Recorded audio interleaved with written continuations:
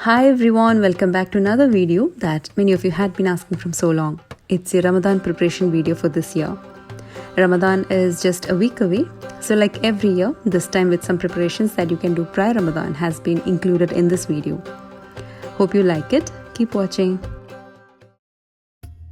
Firstly, showing you how to make frozen meatballs and a dish using the frozen meatballs. Here I've used 1 kilo minced beef or beef keema.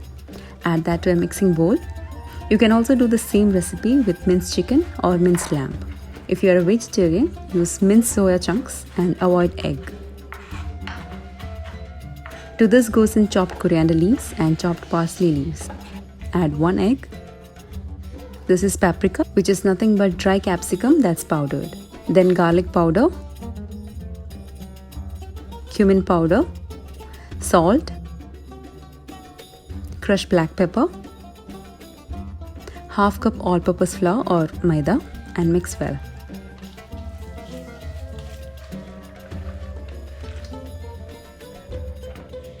Time to prepare the balls. Keep a bowl of filtered water aside so that you can dip your hands to get a good shape of the meatballs, or else it becomes sticky. To get equal sized balls, you can use a 1/4 cup measuring cup or 2 tablespoons of the mixture and roll to a lemon sized ball. Here I've used a non-stick tray to take them out easily. You may use a baking paper if you want. Now place this in the freezer. And these are the frozen meatballs. You can pack it in a Ziploc bag, store it in the freezer, and it will remain good for a month.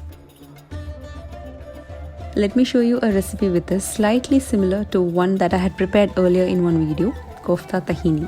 Take out the meatballs from the freezer 1 hour before cooking, or you can defrost it. Place it in a tray, add some olive oil, or if you don't have, use sunflower oil.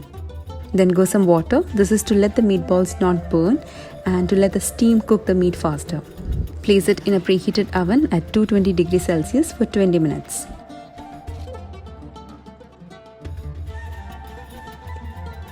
While that's cooking, let's make the sauce. Into a mixing bowl, add curd and tahini. Here I've used more curd and less tahini. How to prepare the tahini?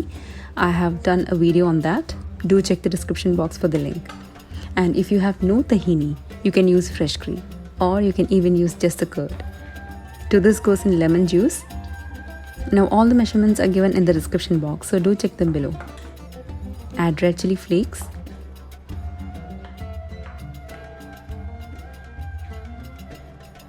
The mixture should have thin consistency. It shouldn't be thick. You need to get it loose by adding water. Add salt and crushed black pepper. Add more water if needed. So this is how you should get it, like a very loose batter. Take out the meatballs from the oven. Pour the curd tahini mix over it.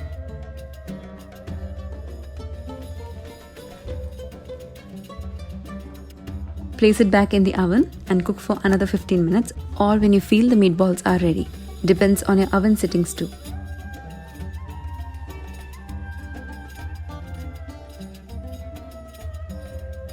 You can use pita bread or roti. I served it with rice prepared in homemade chicken stock. The recipe coming up next.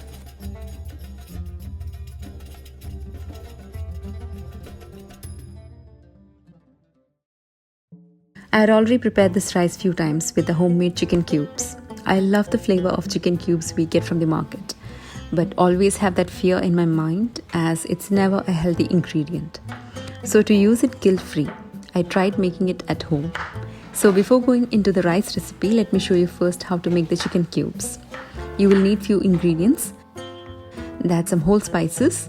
I've used bay leaves, whole black peppercorns, cumin seeds, cloves, and cinnamon stick. Into a heated pressure cooker, add oil, preferably sunflower oil. Add the whole spices and mix for a few seconds. Then goes in chopped ginger, garlic, and green chilies.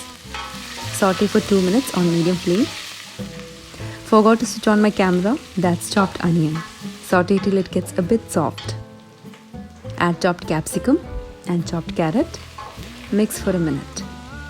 Then goes in chopped tomatoes. Here I've used chicken wings with skin because skin has more flavors.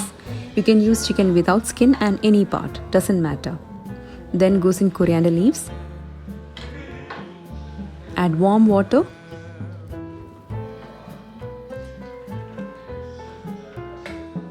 Cover the cooker, lock the pressure and cook on medium flame for 3 whistles.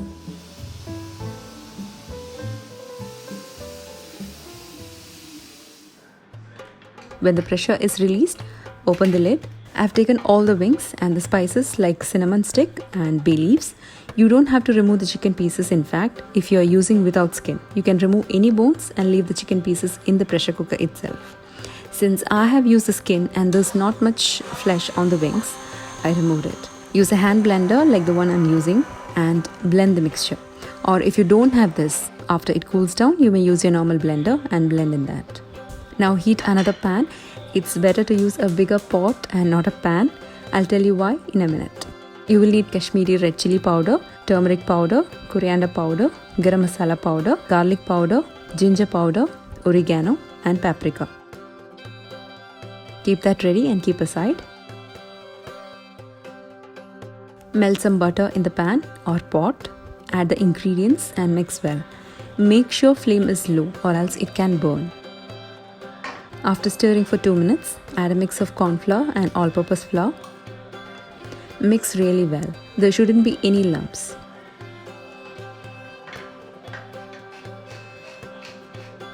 Add 2 tablespoons salt.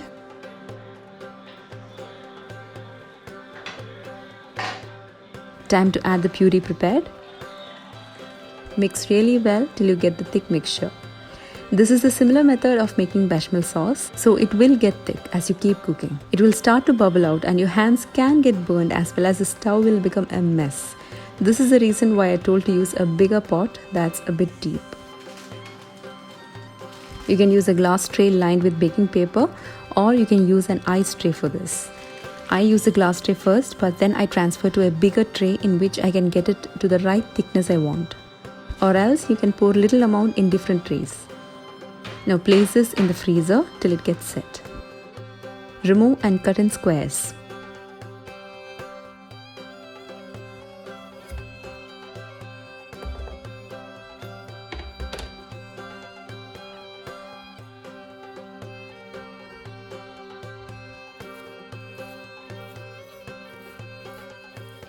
So there's the chicken stock cubes.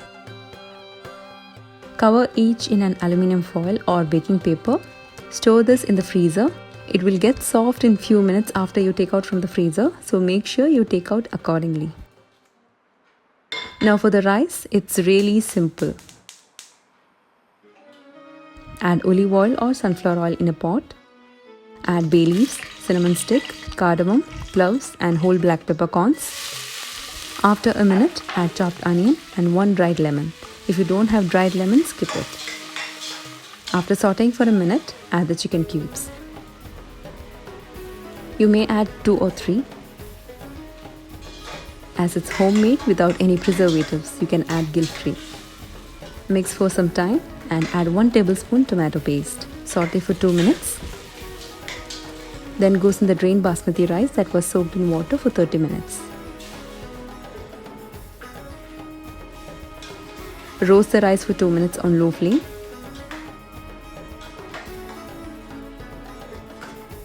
Add hot water, double the amount of rice. Add salt.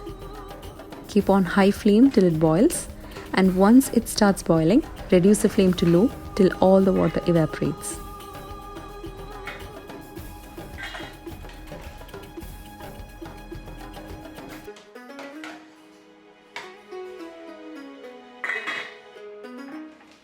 This is like a mandi rice without chicken, but it gives that flavor definitely. I normally fry an egg for my kids when I have no chicken or meat to cook. Last Ramadan, I had prepared homemade ketchup, and this time it's chili sauce, which in fact my family loves to dip in, be it any savory snack. You can add to sandwiches and even any Chinese dishes you prepare. This tastes exactly the same you get in the market. For this you will need dried red chilies. Here I've used 25 in number. Wash and add to a bowl. Along with that, I used 10 long dried Kashmiri red chilies. This is to give that extra red color. Soak in hot boiling water for almost 30 to 40 minutes.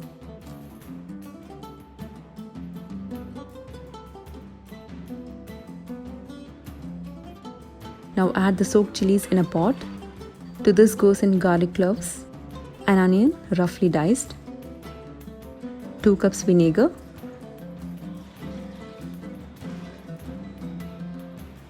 and salt. Give a mix.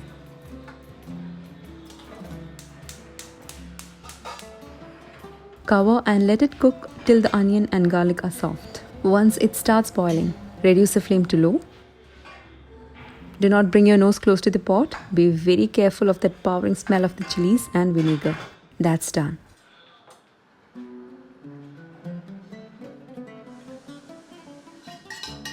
After it cools down, blend well.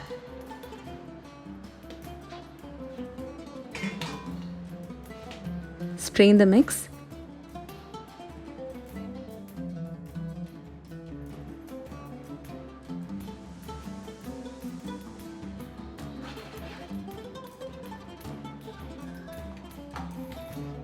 The sauce is ready. I use vinegar bottle itself to store the sauce. If you are using any other bottle, make sure there's no drop of water in it. Should be completely dry.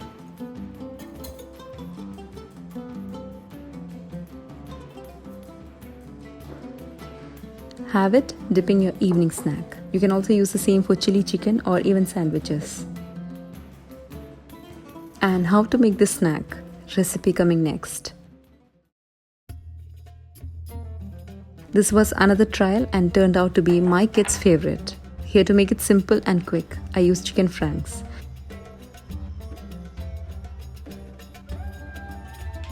Into a bowl, add ZAATAR, which is a mix of herbs. We get it from the store here. To that goes in some olive oil. Mix well and keep aside. Now you can use a spring roll sheet which is square, as I had samosa sheets with me, using that instead. And I do have a recipe of the spring roll and samosa sheets done long time back in one of my Ramadan preparation video. We'll drop a link in the description box. Spread the olive oil ZAATAR mix on top. Place a chicken frank and roll.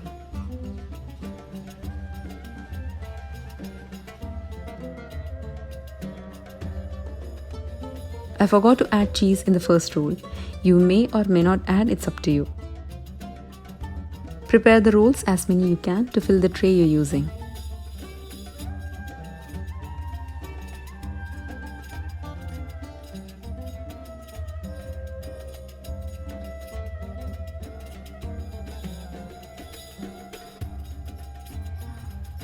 Bake in the preheated oven at 180 degrees Celsius for 15 to 20 minutes or until the cover turns to light brown.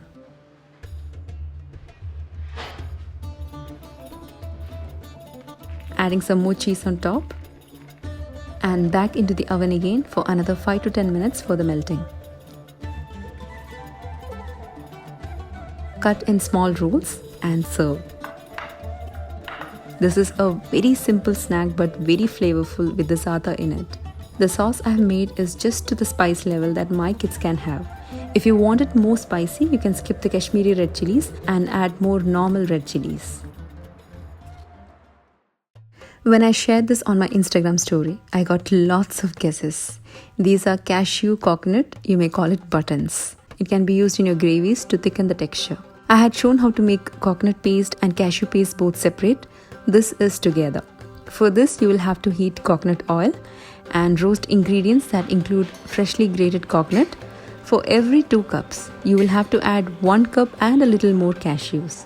If you're using just 1 cup coconut, add half cup cashews anyway. Then goes in fennel seeds, some curry leaves.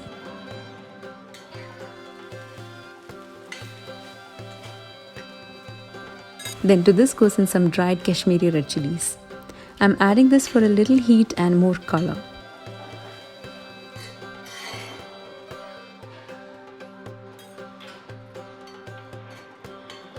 Roast everything on very low flame till the coconut turns light brown and crispy. Now this is ready. When it cools down, blend to a paste. It should be almost like a cashew butter or peanut butter consistency.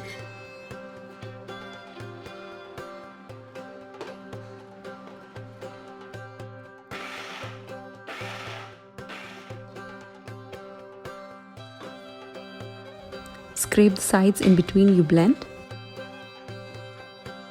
Use a strong blender, only then you will get the right consistency.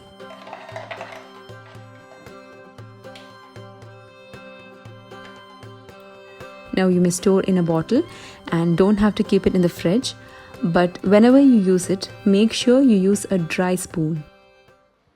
Let me show you how I used it for a simple egg curry. Heat some coconut oil and saute crushed ginger, garlic and green chilies. Then add some chopped onion. Saute till it's soft and translucent. Add chopped tomatoes and capsicum.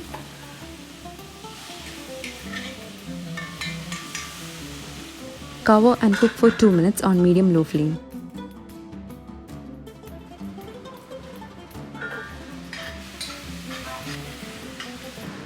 Add turmeric powder, coriander powder, garam masala powder.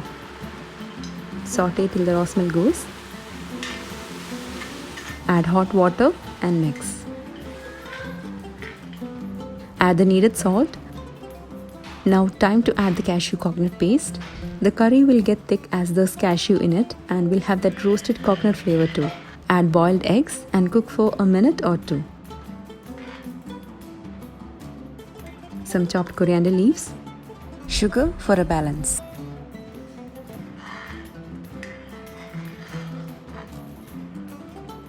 Finally, some crushed kasuri methi or dried fenugreek leaves.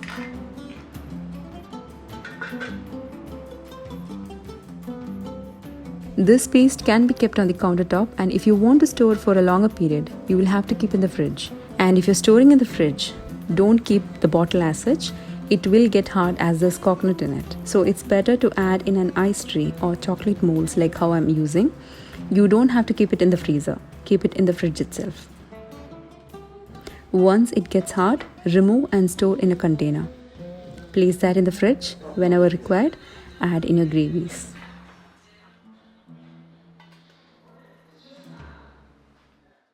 I had once shown how to store French toast in the freezer and use it when you have less time to prepare breakfast. Shall provide the link in the description box. Similar way, preparing a savory type and using wheat bread here. You can go for white if you want.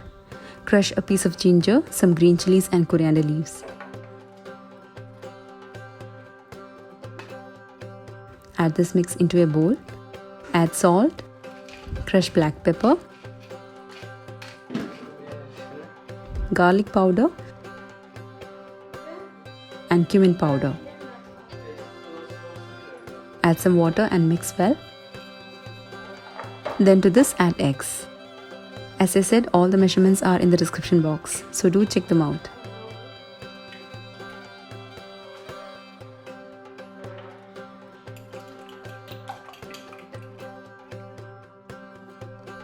Mix well and keep aside.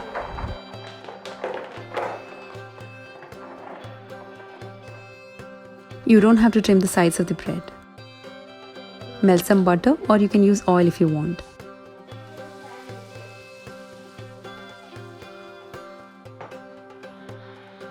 Dip each bread slice in the egg mix and cook on both sides. Keep the flame to low-medium.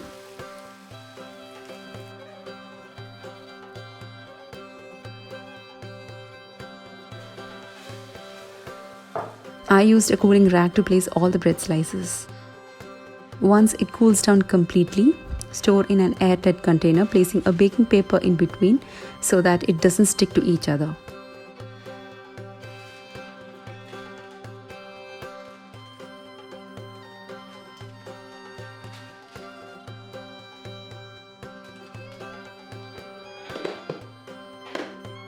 And this goes into the freezer. This can be stored for a month definitely, but I would suggest to use within 2 weeks. Take it out from the freezer whenever needed. You can use a toaster, which is the best. As I didn't have one, I'm heating on the stove top.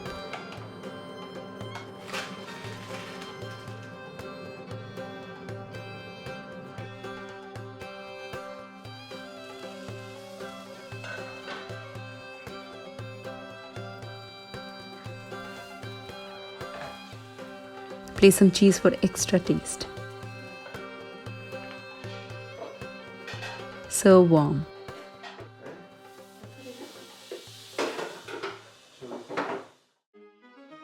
Now next is something that I have been doing lately because of less time. Many of you might be doing the same way, just sharing for those who might find it helpful.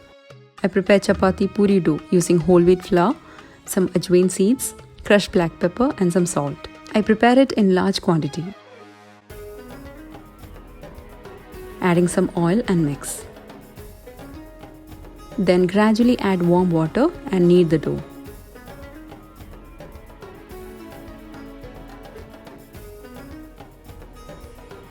Cover it in a cling film and I keep it in an airtight container going straight into the fridge.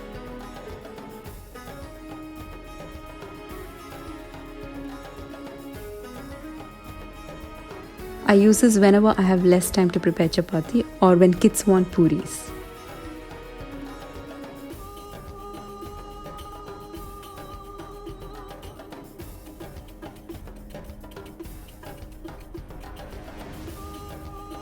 I use the same dough for both, so it's easy.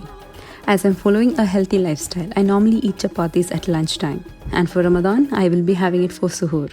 So it's easy to prepare if I have the dough ready in the fridge. Next is something I recently found out. It's adding custard to your smoothies, which gives an added taste as well as thicken the smoothies. Here on the tin it says for half liter milk use 1.5 tablespoon custard powder, but I have used a tablespoon more to make it more thick. So for half liter milk I have used 2.5 tablespoon custard powder mixed with some milk from the half liter taken. When the milk reaches the boiling point, add the custard mix and stir continuously so that there's no lumps forming.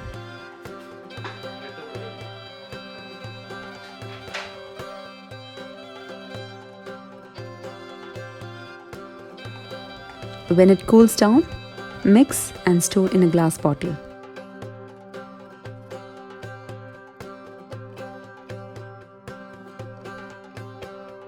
Keep in the fridge and use in your smoothies whenever needed. It thickens your smoothies. So that's all for this year's Ramadan preparation video. Hope you all found it useful. Stay tuned for more videos. See you all. Until then, take care. Bye-bye.